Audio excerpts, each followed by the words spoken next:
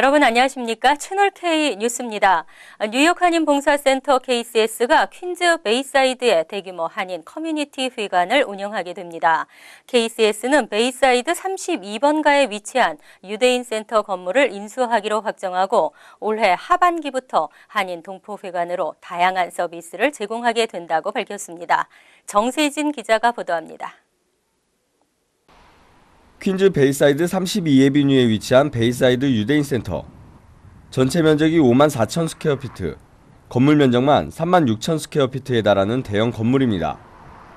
KCS 뉴욕 한인 봉사센터는 오늘 기자회견을 열고 베이사이드 유대인회관 건물의 구입을 공식 발표했습니다.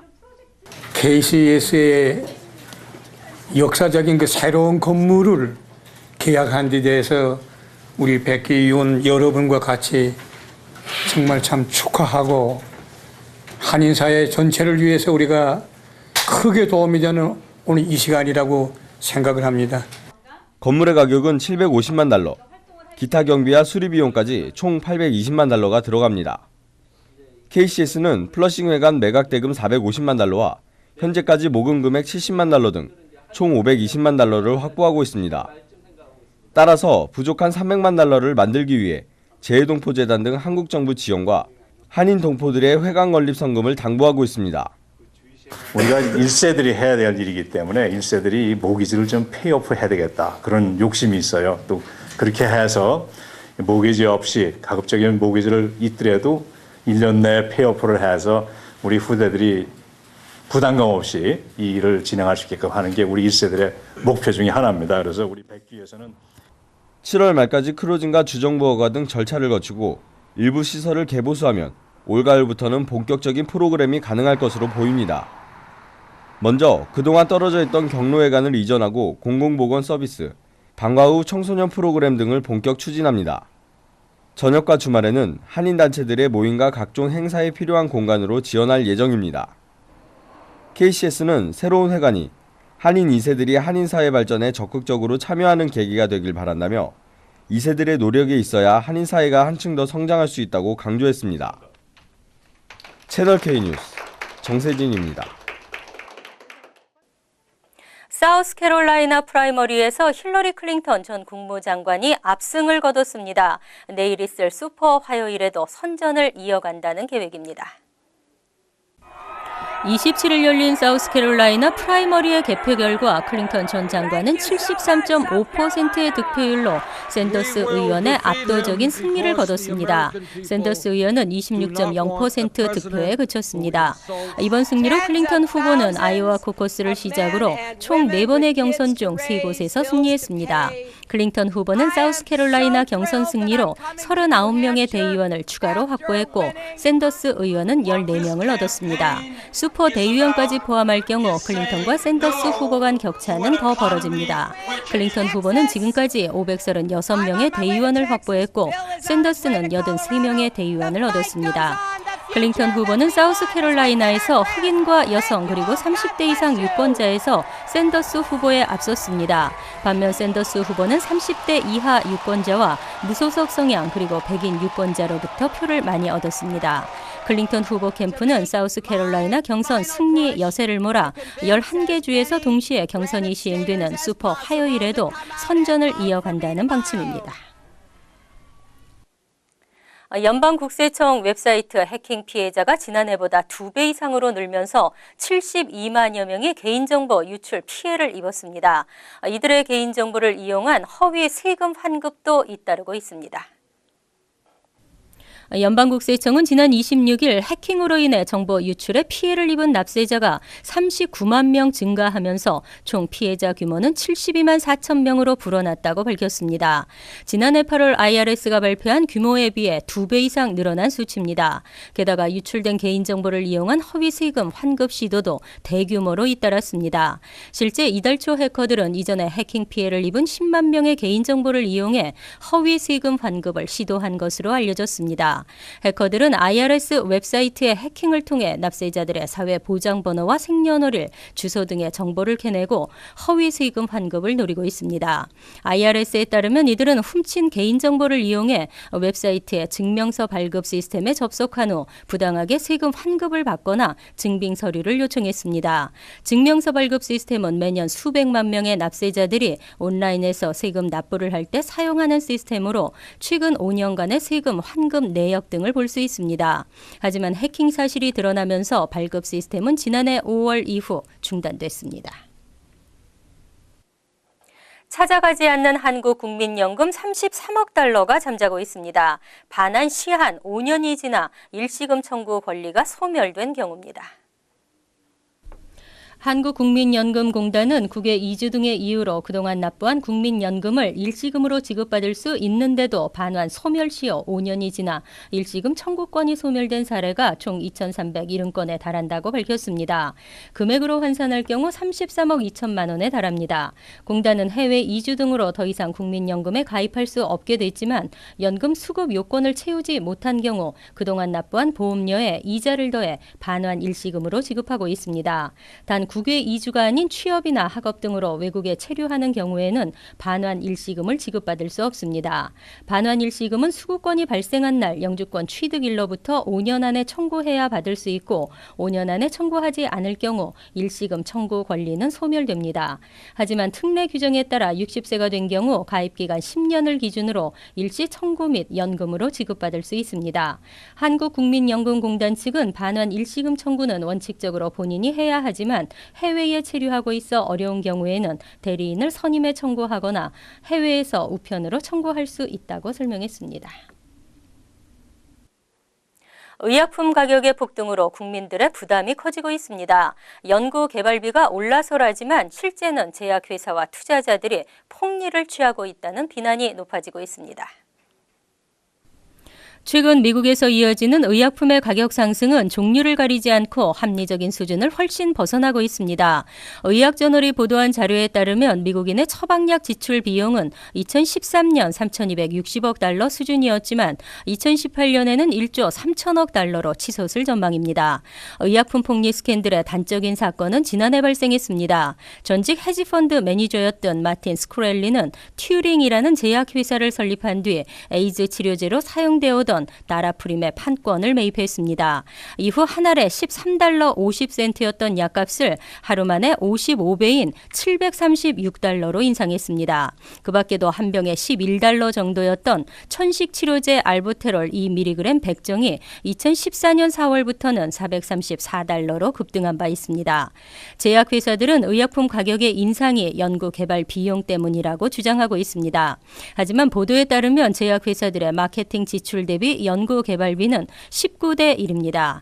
연구개발 비용 때문에 약값이 비쌀 수밖에 없다는 주장은 설득력이 없다는 지적이 잇따르고 있습니다. 무보험자나 극빈자들이 받는 자선 프로그램의 혜택, 이러한 뉴저지 주정부의 자선 치료 프로그램의 예산이 대폭 삭감됐습니다. 하지만 한인타운 병원들에서는 자선 치료 지원금이 오히려 늘어난 것으로 나타났습니다. 뉴저지주 정부는 올해에도 지난해에 이어 자선치료 총 예산을 직전 회계년도 대비 30% 삭감한다는 방침을 밝힌 바 있습니다. 하지만 한인들이 많이 찾는 병원들은 대부분 자선치료 지원금이 늘었습니다. 뉴저지주 보건국의 2016에서 17 회계년도 예산안에 따르면 헐리네임 병원은 61만 1,004달러로 직전 회계년도에 10만 3,944달러보다 약 50만 달러 늘었습니다. 또 잉그루드 병원은 144만 5,532달러로 119만 9,467달러 늘었습니다.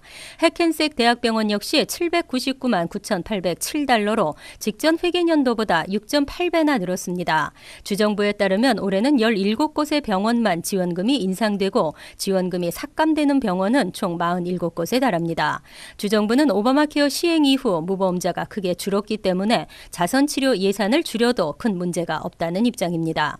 하지만 병원들은 오바마케어 혜택을 받기 어려운 불법 체류자 등 사각지대에 놓인 주민들이 여전히 많다며 자선치료 지원금을 삭감하는 것에 대해 반대하는 입장을 보이고 있습니다. 불체 범죄자는 석방되더라도 이민세관 단속국에서 최종 여부를 결정하게 됩니다. 시민들의 안전을 위해 이민세관 단속국에 우선권을 부여한 것입니다.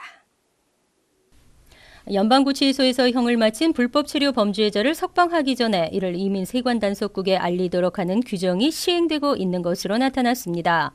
법무부는 지난 23일 연방 정치인들에게 보낸 서한에서 지난 12일부터 각 수사기관들을 대상으로 공식 시행되고 있는 이번 규정의 자세한 내용을 설명했습니다. 규정에 따르면 각 수사기관들은 불체 범죄자들이 형을 마친 후 석방되기 전에 이를 이민세관단속국에 통보해야 하고 이민세관단속국에서는 이들 범죄자를 인계받아 석방할지 추방할지 여부를 최종 결정하게 됩니다. 법무부는 이 규정이 불체 범죄자들이 그대로 거리에 나서는 일이 없도록 하기 위한 연방정부의 노력이라고 강조했습니다. 이번 규정은 지난해 7월 북가주 샌프란시스코에서 30대 여성이 구치소에서 가출소한 불체 이민자로부터 총격을 받아 사망한 데 따른 조치입니다. 법무부는 각 지역 수사당국에 이민세관단속국에 대한 적극적인 협조를 요청하고 이번 규정으로 연 500명가량의 불체 이민자들이 형기를 마친 후 이민국으로 송치될 것으로 전망했습니다. 뉴욕시가 시정부 운영 은퇴 플랜 프로그램의 도입을 추진합니다. 가칭 세이빙스 억세스 뉴욕이라는 은퇴 플랜이 140만 명의 민간 부문 근로자에게 제공될 예정입니다. 빌 드블라지오 시장과 멜리사 마크 비브리토 시의회 의장 등 주요 공직자들은 25일 시청사에서 시정부가 운영하는 은퇴 플랜 프로그램의 내용을 소개하고 이를 시정하기 위한 연방정부의 규정 정비를 촉구하는 집회를 개최했습니다. 세이빙스 억세스 뉴욕이라고 잠정적으로 이름 붙여진 이 은퇴 플랜 프로그램은 현재 회사 은퇴 플랜을 제공받지 못하고 있는 약 140만 명의 뉴욕시 민간부문 근로자들을 대상으로 합니다. 이들을 위해 시정부가 행정 비용을 부담하고 은퇴 플랜을 직접 운영하겠다는 내용입니다. 오바마 대통령도 지난해 노동부의 관련 규정 변경을 검토할 것을 지시한 바 있습니다. 하지만 현재 노동부가 마련 중인 규정 변경안은 주정부의 은퇴 플랜 도입을 허용하는 내용으로 뉴욕시처럼 시정부 차원의 프로그램이 승인받기 위해서는 추가적인 규정 변경이 필요합니다. 뉴욕시는 이미 노동부에 이와 같은 내용의 서한을 발송했습니다. 뉴욕시에 따르면 현재 뉴욕시 근로자의 43%만이 은퇴 계좌를 갖고 있고 이들 상당수는 개인 은퇴 계좌를 갖고 있어 많은 수수료 부담을 지고 있는 것으로 나타났습니다. 지난 15년간 뉴욕주 내 아시아계 사업체 수는 무려 2배나 증가했습니다. 소수계 커뮤니티 중 가장 빠르게 증가한 것으로 나타났습니다. 뉴욕주 감사원이 발표한 아시아계 사업체 수 및 인구 현황 보고서에 따르면 뉴욕주에서 운영 중인 아시아계 소유 사업체 수는 지난 1997년 12만 2,750개에서 2012년 24만 5천 개로 무려 2배나 증가했습니다. 2002년에서 2012년까지 10년간의 증가폭도 69%포인트로 다른 소수계 커뮤니티보다 월등히 앞섰습니다. 아시아계 사업체는 뉴욕주 내 전체 사업체 12%를 차지했습니다. 직종별로 보면 교통과 운송이 26%로 가장 높은 비율을 차지했고 도소매 16%, 서비스업 15%, 레저 14%, 건설 12%, 비즈니스 서비스 9%와 금융 및 제조업 8% 등의 순으로 조사됐습니다. 2012년 기준 아시아계 사업체의 매출 규모는 810억 달러로 지난 2002년과 비교해 166%포인트 증가했습니다. 타머스 디나폴리 뉴욕주 감사원장은 뉴욕주 내 아시아계 성장세가 매해 빠르게 진행되고 있고 비중도 점차 커지고 있다며 아시아계 사업체 및 커뮤니티와 연계한 다양한 사업과 프로그램 개발이 요구된다고 밝혔습니다. 이어서 LA 지역 한인사회 소식입니다.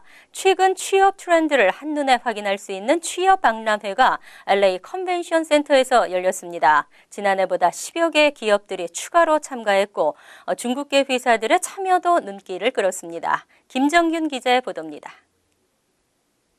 잡코리아 USA가 개최하는 제5회 취업박람회가 오늘 LA 컨벤션 센터 웨스트홀에서 열렸습니다.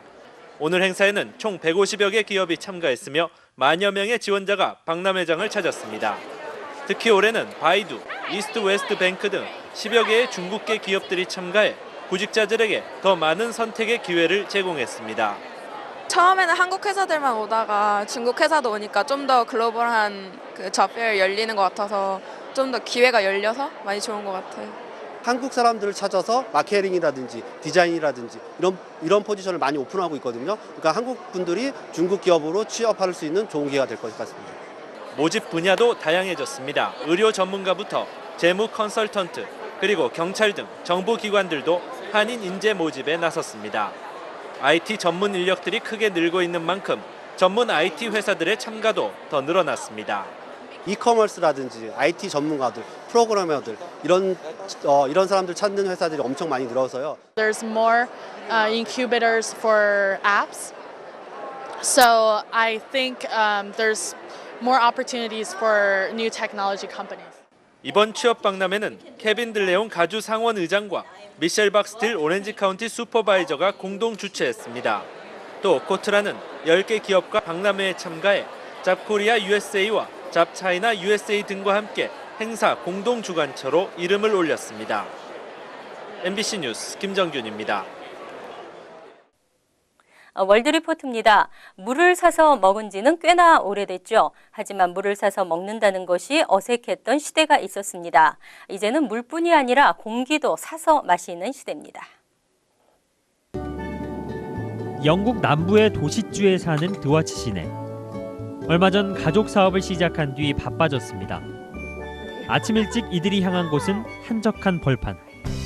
적당한 장소를 물색한 다음 종이를 씌운 잠자리채를 허공에 휘저으며 이리저리 돌아다니는데 이들이 모으고 있는 건 눈에 보이지도 손에 잡히지도 않는 맑은 공기입니다. So fresh and bracing. It's absolutely beautiful. And it's got no pollutants in it at all. It's fresh, it's good for you. 채집한 공기는 밀폐 유리병에 담아 뚜껑을 잘 덮어줍니다. 이렇게 청정 공기를 담은 유리병 하나의 가격은 무려 14만 원. 비싼 가격이지만 최근 중국에서의 수요가 끊이지 않아 지금껏 총 3천만 원의 매출을 올렸습니다. No, it's not a rip-off because it's a genuine product. We'd never ship a jar that was just filled in the kitchen or the garage at home. 이들보다 먼저 공기 판매에 나선 선구자는 2명의 캐나다인. 캐나다 로키 산맥의 맑은 공기를 담았다는 공기 캔을 개발했습니다. Cover your face. Okay, nose and mouth. Yeah. Inhale. 공기 캔 하나의 가격은 우리 돈 18,000원. 지난해 최악의 스모그가 중국을 뒤덮었을 당시 불티나게 팔리며 인기를 끌었습니다. 然后就这样喷，大概一罐是150下左右，就是你按10几下，然后我会觉得喉咙很舒服。 지금은 스모그가 많이 거쳤지만 가족의 건강을 염려하는 중산층들은 여전히 공기 캔을 구매하고 있습니다. My daughter is coughing, so I decided to try everything we can do to protect our family. 하지만 전문가들은 이런 공기 상품들이 대기 오염이 심한 지역에 사는 사람들에게 미칠 영향은 전무하다고 지적합니다. If you think over the course of a whole day, somebody will be taking in the equivalent of around 20,000 of these jars. So a single jar of English air probably isn't going to have any effect. 중국에서 해마다 스모그로 조기 사망하는 인구는 약 140만 명. 살인 스모그에 대한 근본적인 해결책이 나오지 않는 한 돈을 주고라도 깨끗한 공기를 마시고 싶다는 중국인들의 열망은 쉽게 식지 않을 전망입니다. 간추린 소식입니다. 미 질병통제예방센터가 임산부의 8월 브라질 올림픽 관람 자제를 권고했습니다. 질병통제예방센터는 지카 바이러스 감염을 우려해 여행주의보를 발령하고 임산부들에게 반드시 올림픽에 가야 한다면 의사나 보건 전문가와 먼저 상의하라고 조언했습니다. 또 여행 시 모기에 물리는 것을 방지하기 위해 안전조치를 엄격히 따르라고 강조했습니다. 한편 질병통제예방센터는 브라질의 지카 바이러스 발발 상황을 지속적으로 살피면서 필요에 따라 여행 권고를 조절할 계획입니다. 뉴욕 메트로폴리탄 미술관은 1970년부터 관람객들이 원하는 만큼 입장료를 내도 되는 입장료 기부제를 시행하고 있습니다. 하지만 그동안 관람객을 상대로 입장료를 받아내기 위해 권장사항을 작은 글씨로 적어 꼼수를 부렸다며 미술관을 상대로 소송이 제기됐습니다. 이에 메트로폴리탄 미술관은 내달까지 권장 입장료의 명칭을 희망 입장료로 안내문에 수정 표기하기로 결정했습니다. 지난 26일 오전 8시 40분 버겐필드, 티넥, 해켄색, 와일드윅, 마와 등 총 5개 고교에 폭발물이 설치돼 있다는 위협 전화가 걸려와 해당 학교들이 긴급 폐쇄되고 학생들은 대피했습니다. 경찰은 해당 학교를 대상으로 수색 작업을 펼쳤으나 폭발물 등 이상한 점이 발견되지 않아 폐쇄 조치를 해제하고 수업을 재개했습니다. 지난 1월에도 레오니아 등 10개 학교에 폭발물이 설치됐다는 허위 전화가 걸려와 소동이 일어난 바 있습니다. 플러싱에서 빈집을 노리는 절도가 기승을 부리고 있습니다. 지난 16일부터 플러싱 146가에서 150가와 14에비뉴에서 20에비뉴 지역에서 5건의 주택 침입 절도 사건이 연쇄적으로 발생했습니다.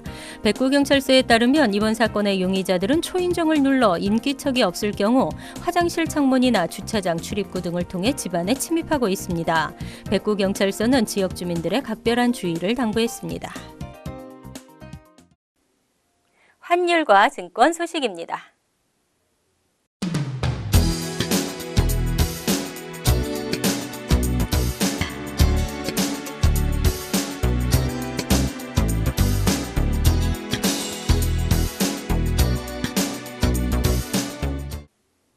이어서 날씨입니다. 화요일은 간간히 구름이 끼는 대체로 맑은 날씨를 보이겠습니다. 낮 최고 기온은 51도, 섭씨 11도, 밤 최저 기온은 44도, 섭씨 영하 7도로 예상됩니다. 수요일은 대체로 흐리고 바람이 불면서 오전 중에는 비가 내리겠지만 차차 개이겠습니다.